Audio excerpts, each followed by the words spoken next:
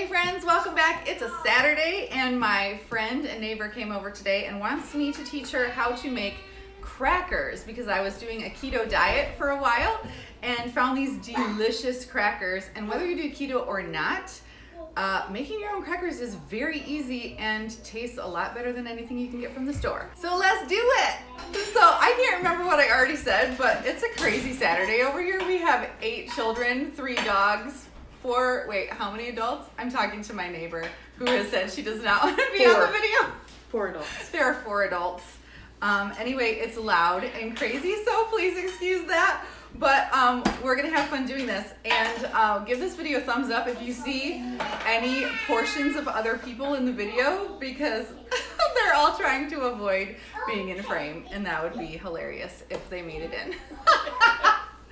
Anyway, I want to say, I think I got this recipe from ourpaleolife.com.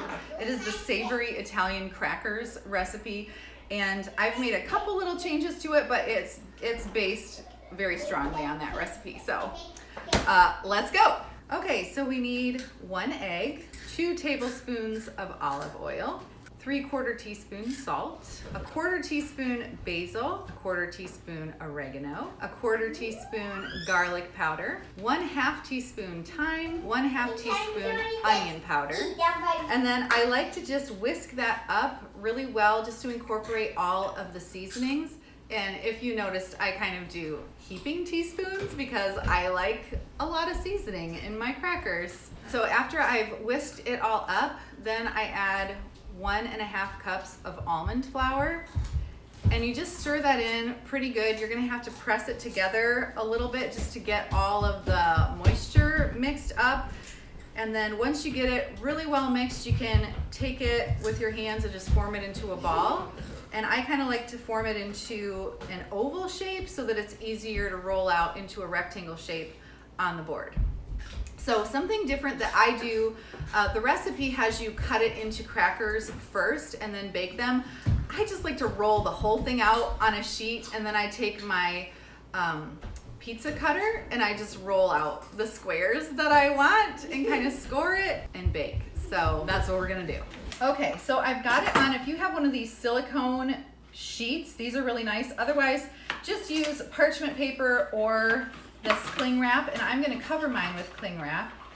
So you need something that it won't stick to on the bottom and something that it won't stick to on the top. I like cling wrap on the top because it's just easy to see through.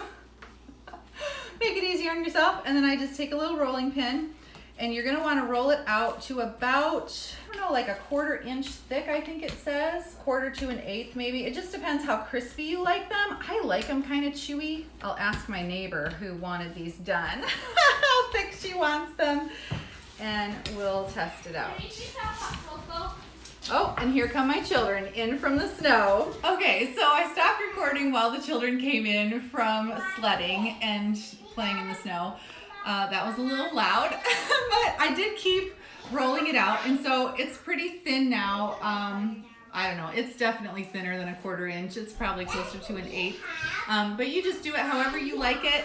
And I have the saran wrap on, and so now I'm gonna just take this off, and then I'm gonna take my pizza cutter, and I like to cut off some of these edges, mostly because I'm impatient and I like to eat the dough. Also, I really like to have smooth edges because I'm just a little OCD, but you choose your level of OCD. However you like to do it is fine. And if you want, sometimes you can take some of these edges and like patch it in, you know, if you really want good corners, or you just roll it up. Let your kids try some yourself. Yum. So I'm gonna patch a couple of these holes so we end up with more square cookies and roll that in. All right, so I've got my holes patched, and now I'm just gonna cut out kind of the size that I like. The recipe calls for doing them a lot larger. I think they would do them like maybe like, I really don't know. I've never actually followed the recipe size, but I know the picture on their site shows crackers a lot larger. But I like to have them smaller because, you know, if my kids are having popcorn and I'm trying to go low carb, I like to just have a couple little ones to munch on and make it last. And then I like to take off some of these edges just because I like to have a lot of smooth crackers. It's just more attractive if you're gonna share them with people. All right, so there you go. This is ready to go in the oven. Okay, so you can see this does not take very long unless you have 8 children coming in and out all the time. Anyway, so this is ready to go in the oven.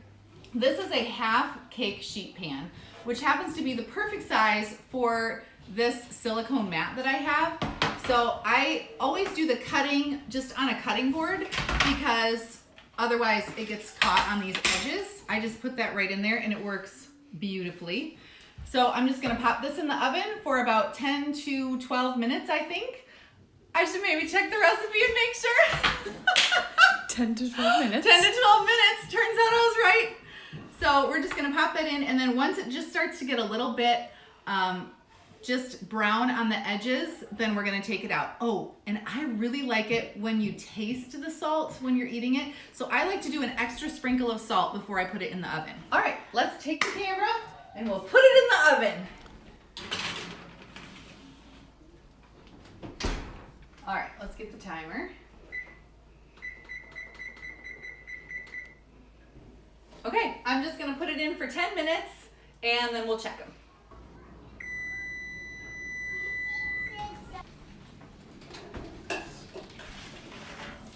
Okay, they're pretty crispy on the outside, but the inside's looking good. That was about 11 minutes. Maybe could have taken them out a minute earlier, just depends how crispy you want them.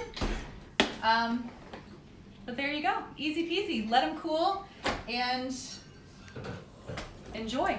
Okay, so we've had them out for a little while. They're cooler now. And look how easy this is once you've scored them to just, and my hands are clean, I promise, to just break them apart. And then I just store them like in a Tupperware or even a baggie until you're ready to use them. Although for me, they've never lasted more than maybe 2 days because once the kids know they exist, they're just gone. But they're delicious, so just enjoy. All right, well, I hope that was helpful. The recipe is linked below. And thanks for coming along with me today. God bless you. I'll see you later.